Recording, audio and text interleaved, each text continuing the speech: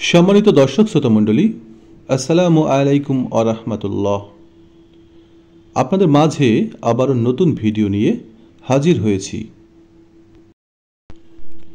আজকের ভিডিওতে যে বিষয় থাকছে তা হলো মৃত্যুর সময় ঈমানদার বান্দা ও পাপী বান্দার সঙ্গে কি কি ঘটে সেগুলো আপনাদের মাঝে তুলে ধরব। ভিডিওটি না টেনে সম্পূর্ণ দেখতে থাকুন। মানুষের জীবনের অমোঘ সত্য হচ্ছে মৃত্যু। মানুষের মৃত্যু হয় রুহু বা আত্মা কবজের মাধ্যমে। কিভাবে মানুষের রুহু বা আত্মা কবজ করা হয় এ সম্পর্কে একটি দীর্ঘ হাদিস বর্ণিত হয়েছে। হযরত বারা ইবনে আজেব রাদিয়াল্লাহু তাআলা থেকে বর্ণিত, তিনি বলেন, নিশ্চয়ই ঈমানদার ব্যক্তির যখন দুনিয়া থেকে বিদায় নিয়ে পরকালের পথে যাত্রার সময় ঘনিয়ে আসে, তখন উজ্জ্বল শুভ্র চেহারার ফেরেশতারা তার কাছে নেমে আসেন। তাদের চেহারাগুলো যেন এক একটি সূর্য। তাদের সঙ্গে থাকে জান্নাতি কাফন ও জান্নাতি সুগন্ধি। তারা তার কাছে এসে বসে পড়েন।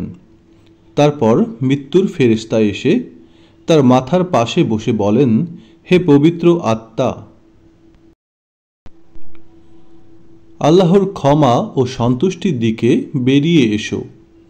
তারপর পাত্রের মুখ থেকে গড়িয়ে পড়া ফোঁটার মতো তার আত্মা বেরিয়ে আসে। আজরাইল আলাইহিসসালাম সেই আত্মাকে বরণ করে নেন। আজরাইল আলাইহিসসালাম হাতে নেওয়া মাত্র চোখের পলকে অন্য ফেরেশতারা সেই আত্মা নিয়ে জান্নাতি কাফনে ও জান্নাতি সুগন্ধিতে রেখে দেন।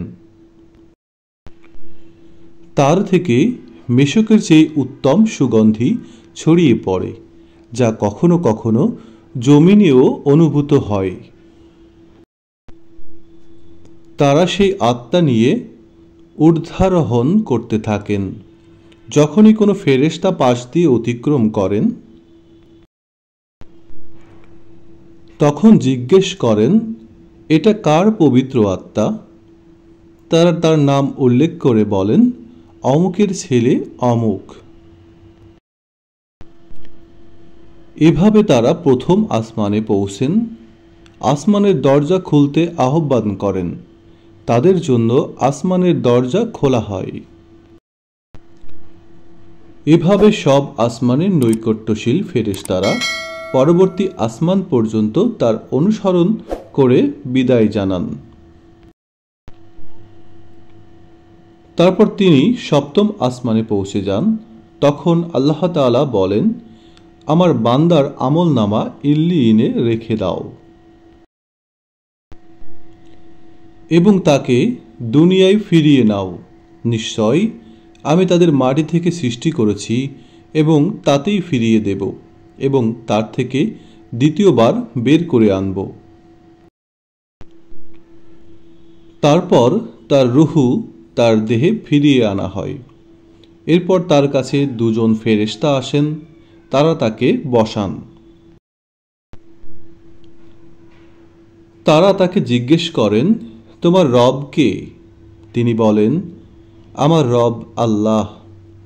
তারা জিজ্ঞাসা করেন, তোমার ধর্ম কি? তিনি বলেন, আমার ধর্ম ইসলাম। তারা বলেন, তোমাদের কাছে পাঠানো এই লোকটি কে? তিনি বলেন, তিনি আল্লাহ রাসূল মুহাম্মদ সাল্লাল্লাহু আলাইহি ওয়াসাল্লাম। তারা বলেন, তোমার জ্ঞানের উৎস কি? তিনি বলেন, আমি আল্লাহর কিতাব পড়েছি, তার উপর ঈমান এনেছি এবং তার সত্যায়ন করেছি।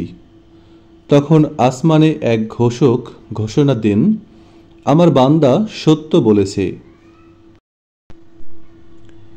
তার জন্য জান্নাতের বিছানা বিছিয়ে দাও, তাকে জান্নাতের পোশাক পরিয়ে দাও, জান্নাতের দিকে তার জন্য একটি দরজা খুলে দাও। রাসূল সাল্লাল্লাহু আলাইহি সাল্লাম বলেন, এভাবে যখন একজন কাফিরের দুনিয়া থেকে বিদায়ের এবং পরকালের পথে যাত্রার সময় ঘনিয়ে আসে, তখন আসমান থেকে অসুন্দর কিছু ফেরেশতা নেমে আসেন। তাদের সঙ্গে থাকে হামানদিস্তা। তারা তখন সামনে বসেন। তারপর মালাকুল মউত এসে তার মাথার কাছে এসে বসেন এবং বলেন, হে অপবিত্র আত্মা, আল্লাহর রাগ ও অসন্তুষ্টির দিকে বেরিয়ে এসো। তারপর তিনি তার দেহে আশ্রাতে শুরু করেন। যেভাবে ছুরিকে ভেজা পশমে আছড়ানো হয় এবং দেহ থেকে আত্মাকে উৎপাটন করে নিয়ে আসেন। আজরাইল আলাইহিস সালাম তা হাতে নেওয়া মাত্র অন্য ফেরেশতারা সেই আত্মা হাতুড়িতে ভরে ফেলেন। তার থেকে মৃত পচা মরদেহের দুর্গন্ধ বের হয়, যা কখনো কখনো দুনিয়ার মানুষও অনুভব করে। তারা একে নিয়ে ঊর্ধ্বারোহণ করেন। তারা যখনই ফেরেশতাদের কোনো দলের পাশ দিয়ে অতিক্রম করেন,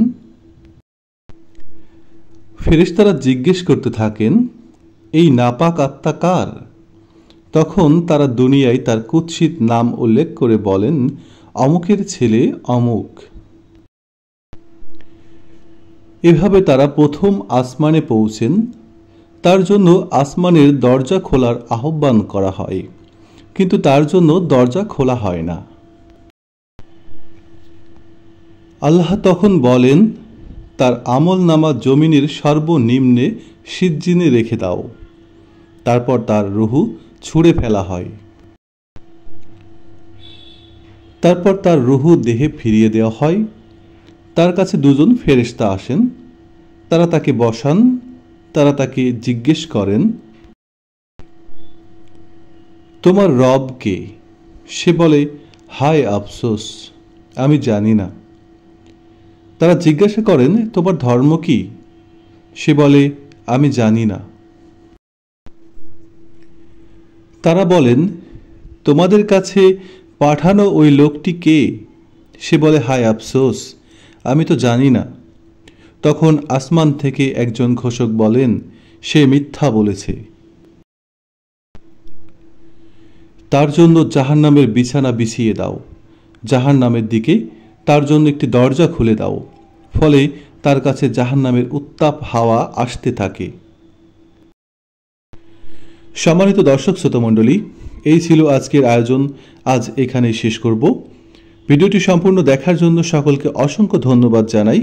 ভিডিওটি ভালো লাগলে আমার চ্যানেলটিকে সাবস্ক্রাইব করবেন এবং পাশে থাকা বেল আইকন বাটনটিতে ক্লিক করবেন, যাতে করে আমার নতুন নতুন ভিডিও নোটিফিকেশনগুলো সবার আগে আপনাদের মোবাইল ফোনে পৌঁছে যায়। এবং ভিডিওটি ভালো লাগলে লাইক, কমেন্ট এবং বেশি বেশি শেয়ার করতে থাকবেন। সবাই ভালো থাকবেন, সুস্থ থাকবেন। আল্লাহ হাফেজ।